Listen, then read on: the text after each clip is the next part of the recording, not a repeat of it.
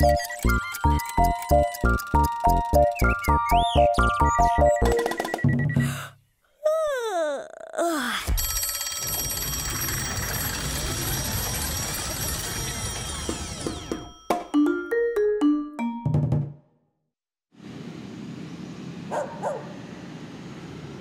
petit matin sur le Pérou. Bienvenue à Iquitos, sur les bords de l'Amazone, le port fluvial le plus important du Pérou.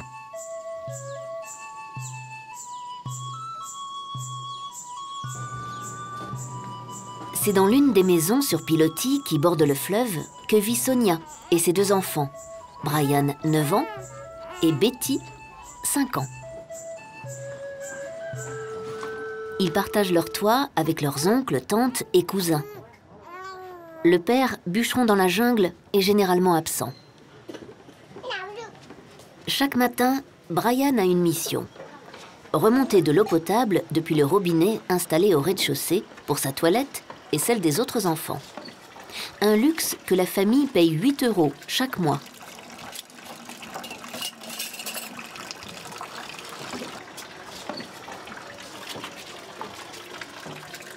Pas question de puiser dans l'eau du fleuve, qui sert à tout, même si certains continuent à y pêcher en dépit de la pollution.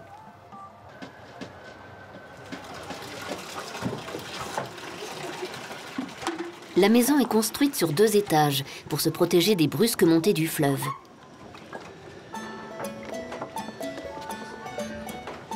Sur 100 mètres carrés, ils sont 9 en tout dans la maison.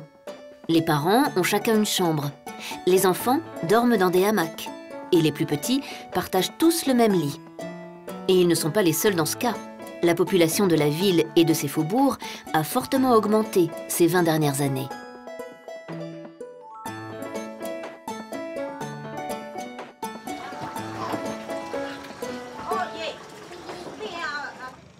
Betty, 5 ans, est la plus pressée le matin.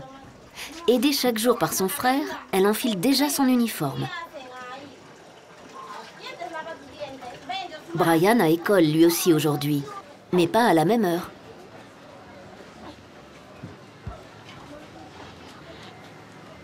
Les horaires des classes des écoles d'Iquitos, et particulièrement celles de Belén, sont décalés. Ce système permet d'accueillir plus d'enfants sans avoir à multiplier les locaux. Les mêmes classes servent plusieurs fois dans la journée. Mais chacun a bien un uniforme perso, fourni par l'école. Les garçons comme les filles. L'autre priorité de Brian est de préparer le petit déjeuner. Dans des conditions de vie précaires, beaucoup doivent compter sur l'aide du gouvernement pour se nourrir. Le Pérou distribue dans le quartier des rations de pain survitaminées. Mais la famille de Brian a de quoi bien manger. Au menu, des fruits mixés, une banane, du lait de vache acheté en briques chez l'épicier, une soupe de poule et du pain. C'est la scierie et l'atelier de construction de bateaux juste en face de la maison qui fournissent du travail à l'oncle et à son fils aîné.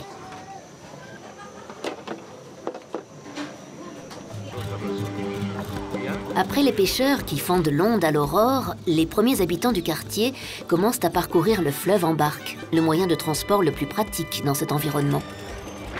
Rien ne se perd.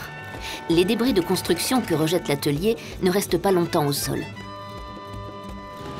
La menuiserie est la principale activité des environs. Le bois brut arrive directement de la forêt pour y être débité, puis transformé. Le bois reste une ressource incontournable dans la région, mais une ressource fragile, car l'abattage massif est aussi responsable de la déforestation qui fait rage dans l'Amazone, et pas seulement côté brésilien.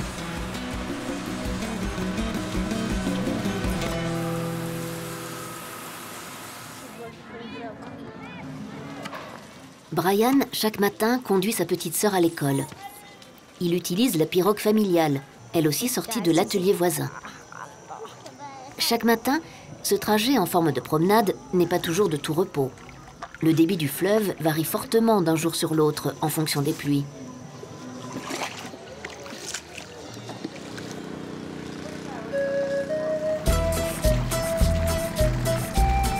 Très loin, en amont et en aval, à plusieurs heures de pirogue de la ville, la forêt tropicale et son cortège d'animaux sauvages retrouvent vraiment leurs droits.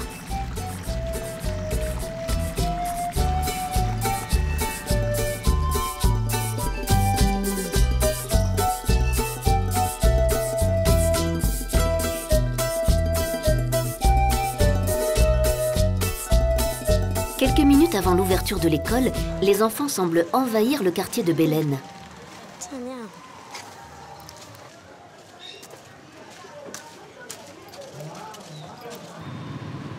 Il s'est créé autour du port d'Iquitos, au début du XXe siècle, mais a surtout connu une explosion démographique dans les années 1970. La perspective d'un travail dans les exploitations a poussé de nombreux habitants pauvres de la région à venir s'installer ici. Encore aujourd'hui, ce sont 1000 personnes qui viennent grossir le faubourg chaque année. Et l'école grandit, elle aussi, un peu plus.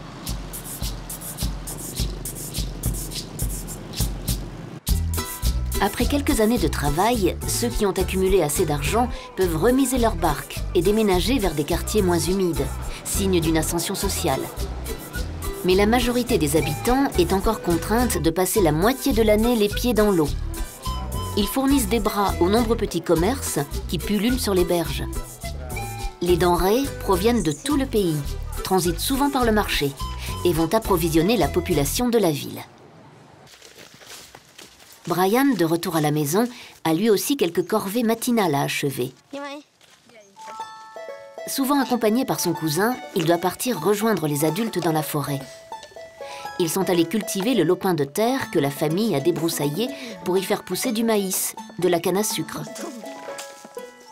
Avec le développement de ce type d'agriculture presque sauvage, la forêt autour d'Iquitos, déjà fortement sollicitée, est désormais quasiment devenue inexistante. Brian aime les cultures, la flore, qui pousse facilement ici dans ce climat équatorial. Iquitos n'est qu'à 4 degrés au sud de l'équateur, ce qui offre des conditions de chaleur et d'humidité quasiment constantes toute l'année. Les arbres clairsemés, en lisière de forêt, regorgent de fruits et de plantes comestibles. Brian et son cousin ramassent cette fois les fruits de l'arbre à pain. Un peu d'ingéniosité et la forêt leur offre de quoi les transporter facilement. Au-delà des fruits communs, la forêt abrite également de nombreuses espèces de plantes dont beaucoup ont des propriétés médicinales. Certaines sont aujourd'hui célèbres à travers le monde. D'autres restent dans les secrets de la médecine traditionnelle locale et alimentent parfois mythes et légendes. Mais toutes se retrouvent chaque jour sur le marché d'Iquitos, l'un des marchés les plus florissants de toute cette région du Pérou.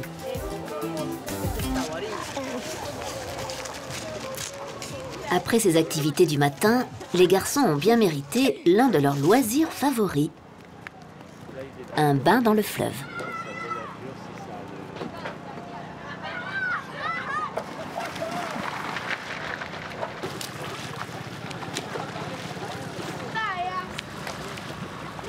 En l'absence de tout effort d'assainissement, le fleuve est vecteur de nombreuses maladies.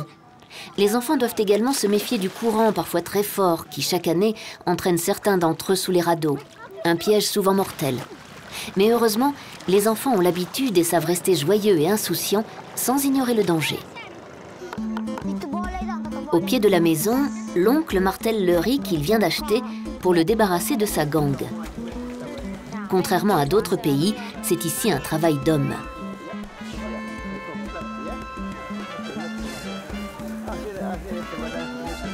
Les femmes sont à l'intérieur à préparer le prochain repas. Les plus jeunes participent elles aussi en préparant les fruits de l'arbre à pain.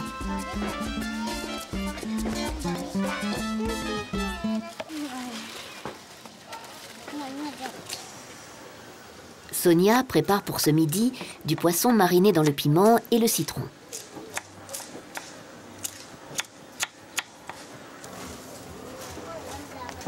Pendant ce temps, Brian s'adonne à l'une de ses distractions favorites, la construction d'un cerf-volant avec les moyens du bord.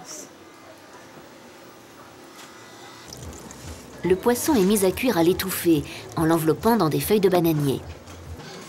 Toute la nourriture doit être très cuite, voire bouillie, comme l'eau, qui n'est d'ailleurs consommée qu'une fois longuement bouillie et à laquelle les enfants préfèrent souvent les sodas, qui ont en plus l'avantage d'être pratiquement moins chers. Brian a réussi une fois de plus son engin. Un coup de vent sous les nuages et le cerf-volant s'envole comme un symbole d'un avenir plus léger.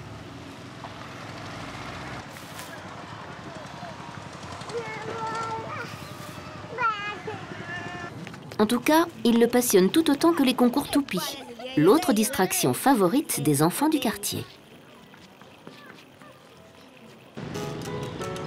En ville, l'activité bat son plein. Les rues sont horriblement bruyantes. Bien loin de nos considérations, les habitants sont persuadés ici qu'en supprimant les pots d'échappement sur leur moto, ils consommeront moins d'essence. Iquitos, ville frontière avec le Brésil, a une position stratégique importante qui lui assure une activité permanente.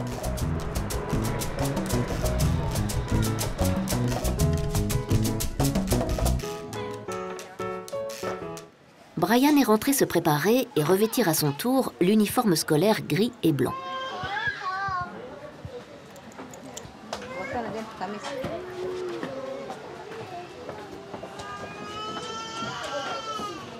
Avant de partir, il doit souvent déjeuner seul, car sa classe commence à l'heure où les autres rentrent pour le repas.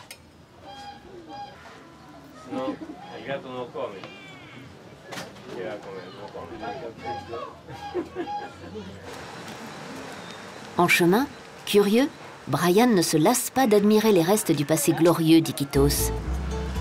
Au début du XXe siècle, la ville connut avec l'EVA et sa sève le caoutchouc des années de folie. Des fortunes se construisirent à un rythme forcené. Partis de rien, des patrons d'exploitation se firent bientôt bâtir à prix d'or des maisons, important des matériaux venus par le fleuve, depuis l'Europe. Pendant qu'on embarquait la précieuse gomme sur les quais d'Iquitos, on y débarquait des tonneaux de cognac et des vins de Bordeaux. Mais ce temps est bien révolu. Et dans le quartier de Belén, on a même bien du mal à imaginer de telles splendeurs.